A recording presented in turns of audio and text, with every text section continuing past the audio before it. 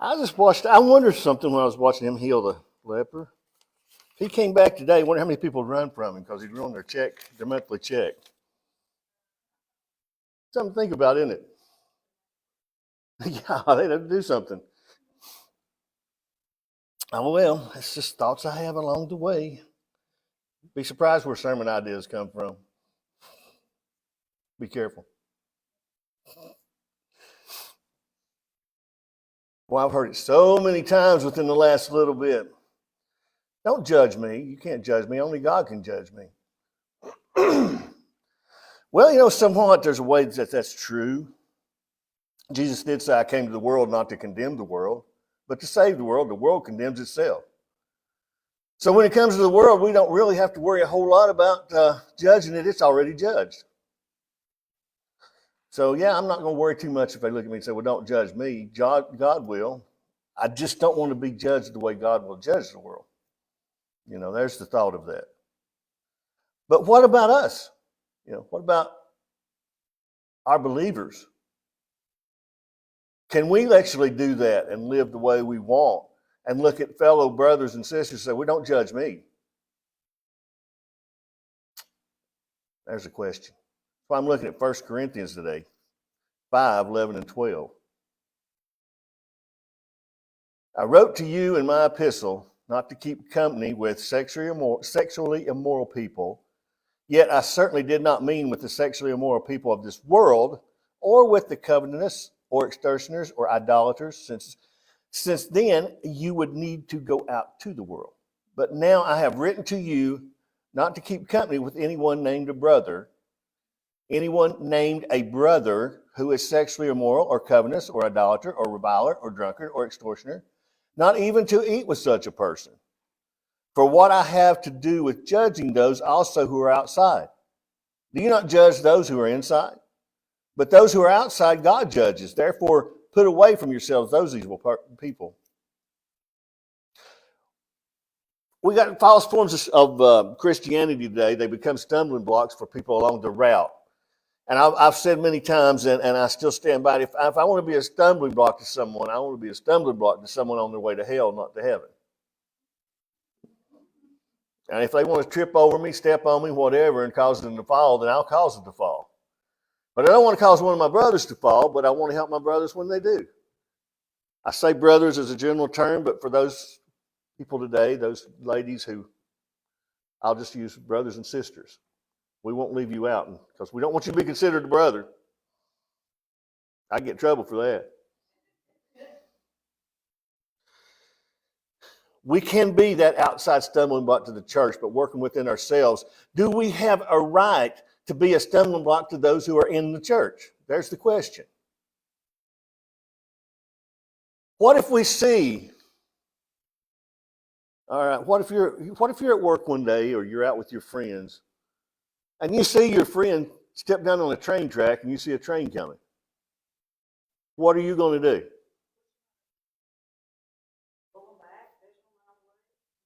Same thing if you see them in front of a car that's coming at them. And you're the one there that can do something. What are you going to do? What if you see your brother sinning, ruining the reputation of the church and himself, and going down a road that could cause a lot of trouble? It's because sin causes death, and you see him heading toward that, and you have the ability to see that and do something. What are you going to do?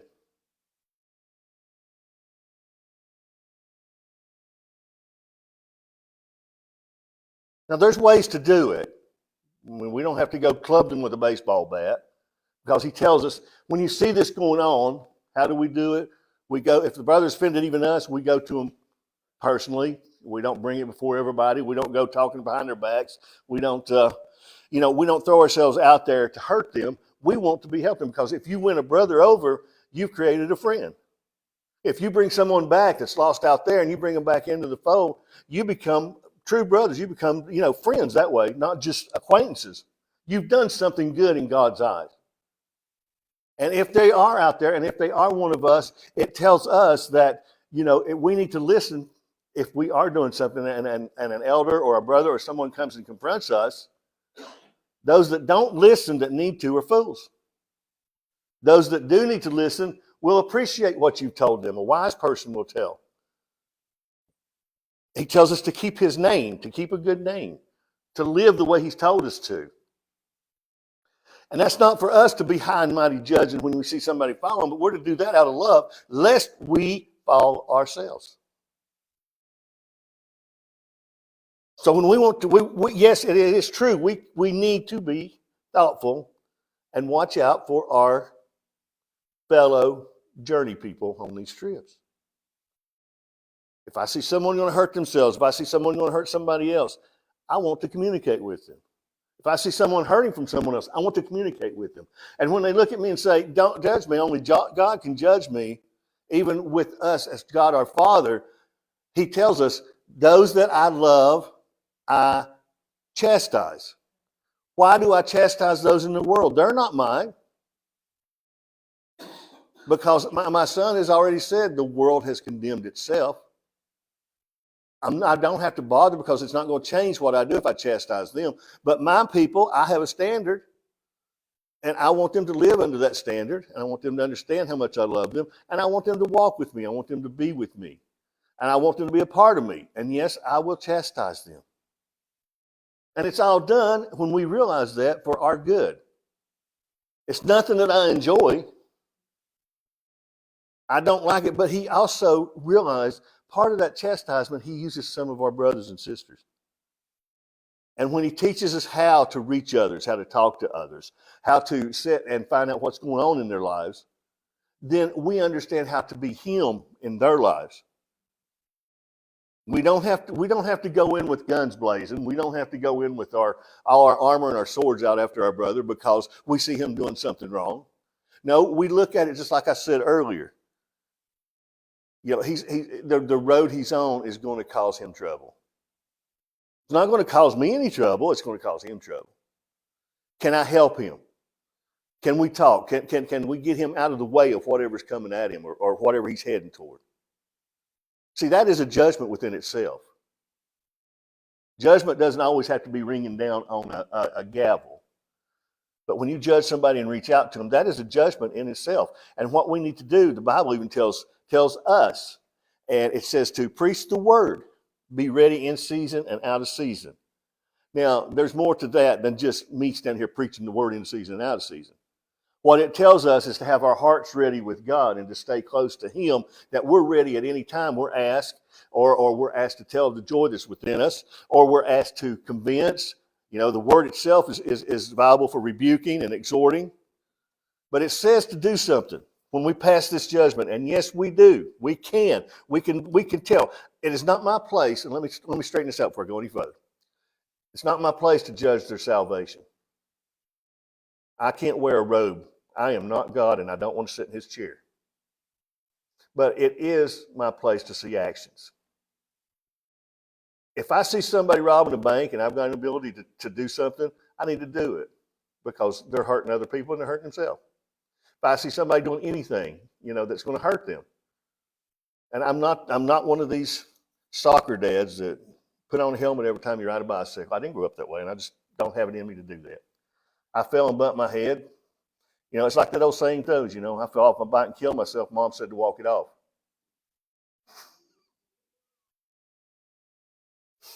But when I see somebody, I don't want to see anyone go out here and hurt themselves. I don't want to see anyone go out here and cause themselves pain. Neither did Jesus. Jesus wanted him brought to God, and he didn't like sin so well that he gave his life for it. But yet he didn't condemn the world because it had condemned itself. So when we look around the world to us, we can look at what we see on TV every day and what's being shoved down our throat as food and what's all the misinformation and everything that's coming around. We could look at that and know that's the world piling it in on us. We don't have to sit all day going, well, I need to condemn that. It's already condemned itself. So I don't have to sit every day condemning, but I don't have to accept it either. We can stand against it without being condemning. What Jeff said last week, we can hold our signs out and we can stand up for what we believe in. We have that right. We have that right to do it the way we're supposed to do it. And I stand firm in those rights, that we have our say. But sometimes I think I'd like to, but when I hear When I hear things like these guys going out and they bomb a clinic, or they do this or that, that's not what we're here to do. We're not here to condemn them that way. They've done it themselves already. They have to answer to God above us, no matter what the government says. So what we need to do on our work for them is just keep praying for the world, praying for our leaders, but don't let them ruin our walk. Okay. Now this may sound a little bit elite, but realize we're not an elite people. Anybody can be one of us. Anybody. Because of what Jesus did.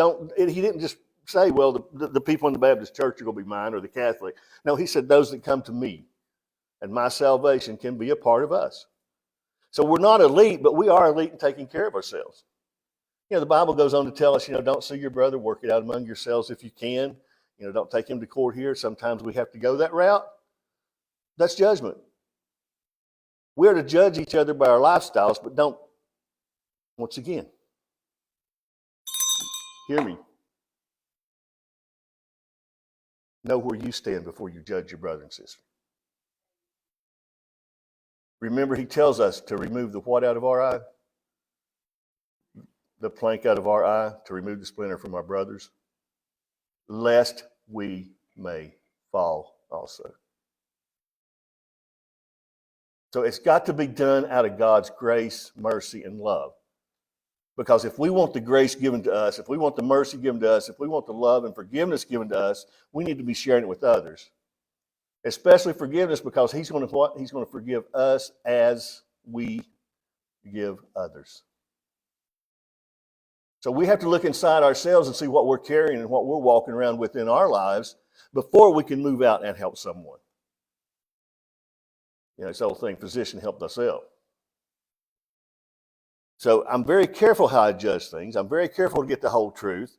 I don't want to fly off here on somebody that's, innocently out here and being accused by others. So don't go on hearsay. God don't want you on hearsay. And he wants you to do it right. He wants you to do it. The whole thing is, when you do judge somebody like this, is to bring them back. To bring them back in the love of God. And stand with them, because one day you might need the same thing. That's what he means, lest we fall. We may need that same thing one day. And it can happen to all of us because we're still in our human flesh. So once again, I say, if I want to be a stumbling block, I want to be a stumbling block for somebody on their way to hell. That's why I want to share Jesus with the world and not worry so much about judging them, because I can look at them and say, well, what they're saying here and what they're saying is wrong. Well, that's judgment because they've been past it. It's not hard for me to figure that out. So I don't have to work with them. God, that's what it says right here. Therefore, put away from yourselves those evil people, because God judges that. And they're right. They're right when they say, don't judge me. Only God can judge me. Well, first off, they don't know the God they're talking about. And second off, I don't want that kind of judgment on me. So they're right, but I don't want to be right in their way. What we want to do is convince, and we want to do it. Here's one of the hard parts. How many of us are so used to living in a microwave world? I want it, and I want it now. I did not realize I was so bad until this past week. I was hungry, and I put 10 chicken nuggets in the microwave. And I found myself complaining because it took 60 seconds to warm them.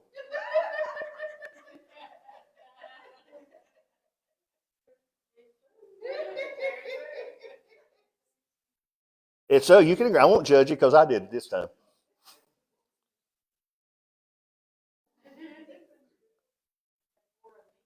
Yeah, I could hate 4 of them. Put 4 more in and get them ready. I don't know.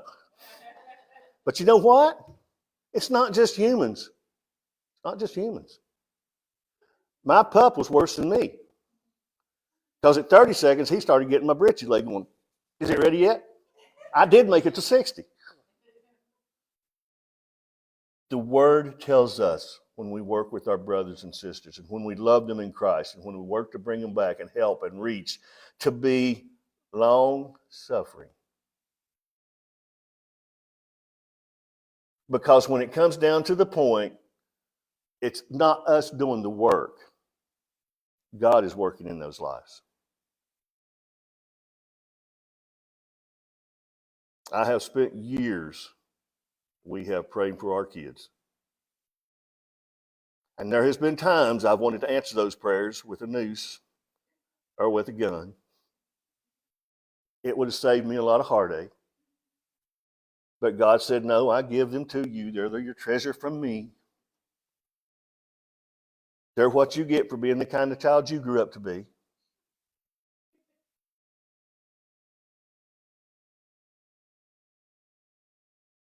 But in His time,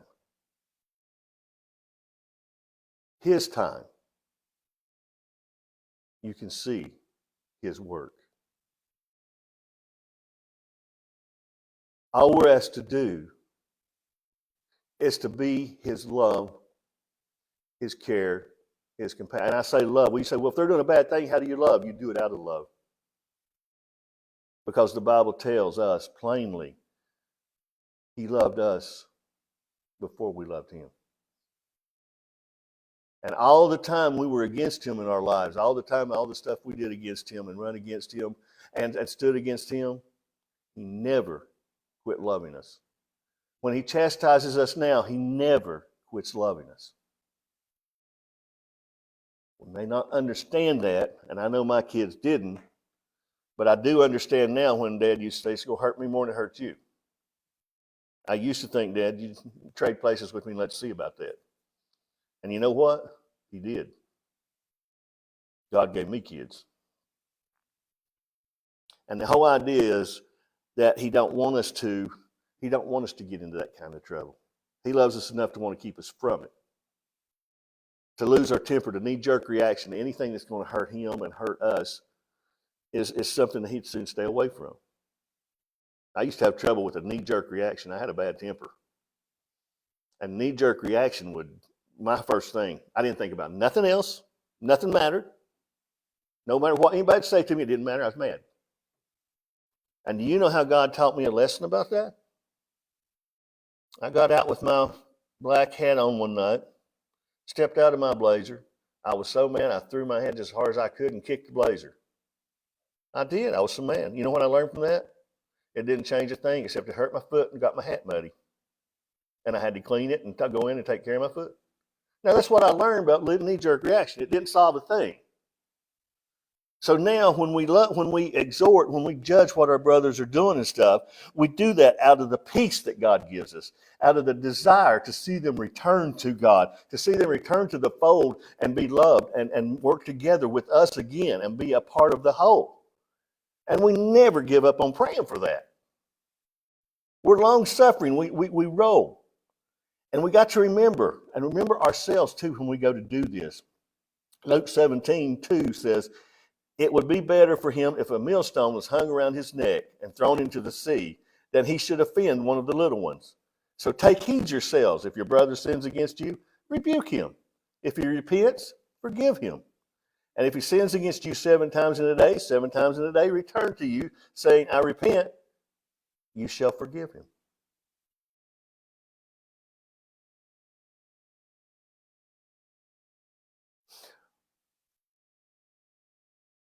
And that goes for us too. When he says it will be better for a millstone to be hung around our neck and us be thrown into the sea than to hurt one of the little ones. So what does that tell us when we work in people's lives and want to help people and intervene in their lives? We do it with His gentleness and His kindness and a biggie right here, sincerity. You must be sincere in God so He can work in you when you're working with someone else. And be consistent. Be consistent. And are we going to do this perfectly every time? I'm not even going to hold you to that standard because I know we're not. Because we're still in our flesh. But the more we let the Spirit take over, the more we walk in the Spirit and less of the flesh and die to the flesh each day, His mercies are new each day. And when we walk in that, we're able to give new mercies each day. It might be to the same person. You might give new mercies to the same person for 5 years before you even get a glimmer of a change. It's okay. You're not responsible for that. You're just responsible for the love you give them. When you witness to somebody, guess what? You're not responsible for their answer. That took a burden off me. I thought everybody I witnessed to should have grown and reaped right then. But when you reach them, it may be the same thing as an outside person's salvation. You don't know what part of the growth they're in and what they're going through. They may be first hearing it, or you may be just cultivating what's been planted, or you may do the reaping and bring them home. Just be ready to do whichever. I hope this helps us focus on when we hear the judgment thing, because we're hearing it so much anymore. You don't judge me. Don't judge me. I'm not going to judge your salvation. I'm not really going to judge your word, but I'm going to judge those actions. If it's hurting you and hurting the church, we need to talk about it. And do it out of love. Worst thing I hate, somebody coming to tell me something and they do it like they're God's gift to churchdom. And I'm going to end with this because this sums it up pretty well. Let no one despise you because you speak these things. Let no one despise you because you reach out to people and do these things. If you do it for him, let your testimony be true. And you may rebuke them sharply if it comes to it, that they may be sound in the faith. But even sharply can be done in his love. I remember there's a busybody in the church. Anybody ever know a busybody in the church that watches out their window, that everything? And they usually live right across from the church. They know every time the pastor comes, he goes, where he goes, who's he with. She was one of them, and everything that she would see, she'd drive around town just looking. And she'd drive down the street, and she'd pass this church, or she'd pass this one's house, and there'd be a car there, and she'd bring it up in church. We got to pray for this person. We got to pray for this. But did you know his car was sitting over there? We got to pray for this person. Well, one night she came in, or one morning she came into church, and she didn't have a lot to say. One of the guys there kind of knew. He said, "It's awful quiet around here this morning." He says, "Everything all right with you?" "Yeah." "You need us to pray for you?" No, I'm fine." "Well, I just wondered because I'd heard something about such and such's truck being over at your house all night." Yeah. "Would you mind telling us what he was doing there?"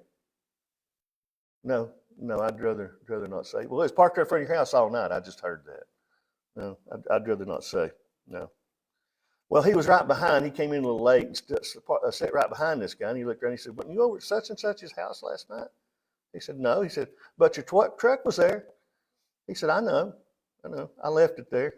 I just wanted to see how many people had mentioned it this morning and what she had to say about it."